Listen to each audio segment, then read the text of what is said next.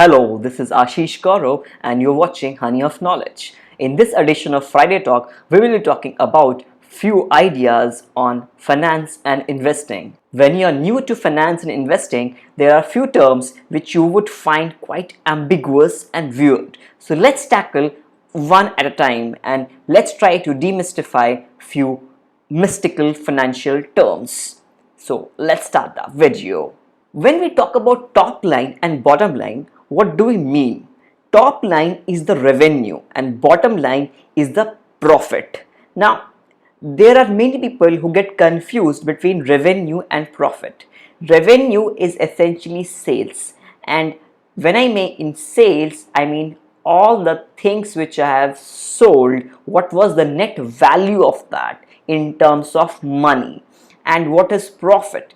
Profit is the amount of earnings I get in my account after accounting for the costs. So revenue minus costs is your profit, and in other way, top line minus your cost is your bottom line. Now once you get top line, bottom line, revenue, profits, then you need to understand what exactly is profit margin, or rather any kind of margin, profit margin or operating profit margin. So when I say profit margin, what I mean is profit upon revenue or profit upon sales. So it's kind of a ratio between profit and sales. So it's generally thought of as a percentage. So if I say that my company has 40% of profit margin, it means after accounting for all the costs, 40% of my revenue is the earnings which I get. So if I sell 100 rupees of goods, I will get 40 rupees in my account. So that's the net idea of profit margin. Now I can have similar margins like gross profit margin and things like those. But as a beginner, you must understand what exactly is margin, and for you, profit margin is a good way to start the idea. Now, what exactly is goodwill? Now, goodwill is a kind of plug-in number which is used to balance the asset and liabilities of any firm. Now, this kind of is confusing at first. You can think of goodwill as a kind of asset which you cannot really sell. You can only earn it over the course of time, and that is because of the trade secrets of the company, the amount of acquisitions the company has made, and essentially what the literal meaning of goodwill suggests. It's the goodwill or the brand value of the company. Now, what is cash and cash equivalents? Cash and cash equivalents, or sometimes also referred to as cash and marketable securities, is the amount of free cash available to the firm. I mean, the amount of cash they can use at their will at a very immediate or a short notice. So it is essentially the amount of practical cash available with the firm. So let's just understand what will be better for the company. A company which has high revenue and a high bottom line is always better than a company with a similar top line or revenue but lower bottom line or lower profit. So you need high revenue accompanied with high profit. So you need high bottom line and high top line. Just a high top line and a mediocre bottom line is of no use. In other words, if your revenue is high, your profit must also be high. You cannot have a high revenue with a very mediocre profit, because profit is the essence of your earnings.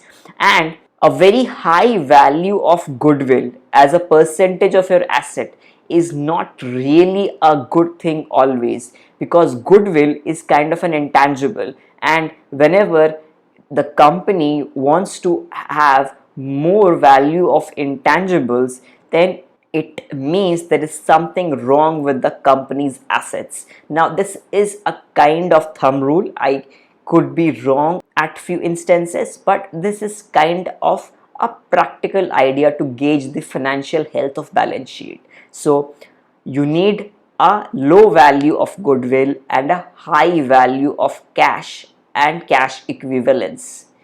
That will always be better for the company. Now let's move on to the next financial term, that is market cap.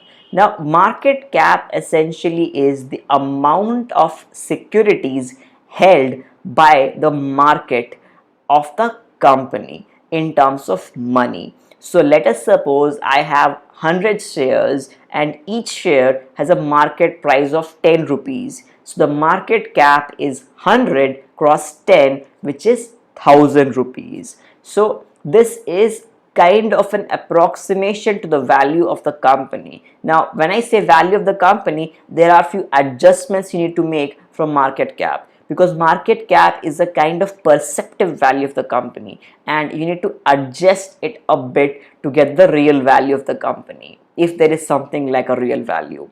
Now let's move to the next idea about investing. What exactly is P by E ratio? Now P by E ratio is often misinterpreted by a lot of people.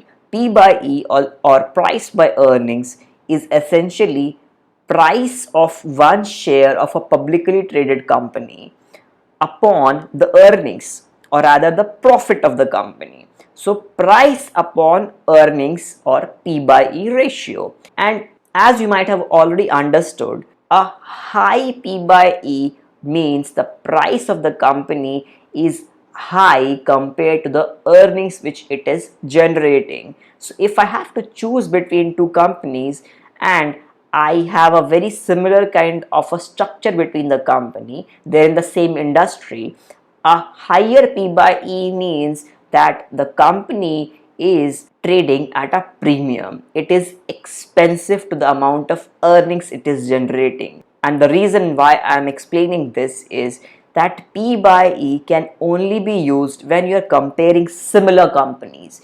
I cannot compare P by E of, let's say, Apple with a petroleum giant like Shell. I need to have an apples to apples comparison, pun intended.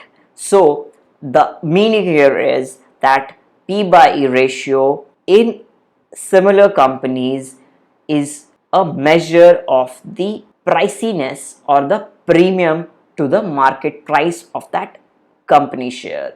A high P by E means expensive share if you are talking about similar companies.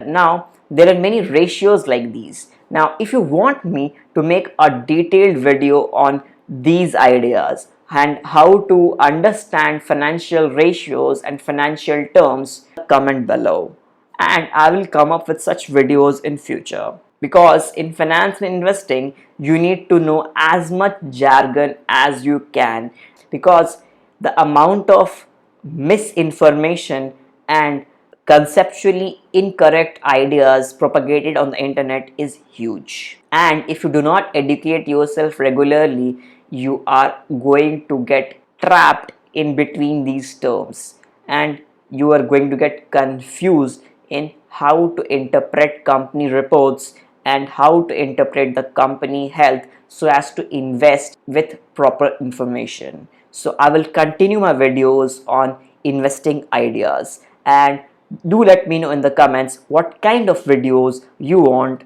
related to finance and investing, because I would like to link finance and investing to the economics, to every kind of aspects of maths.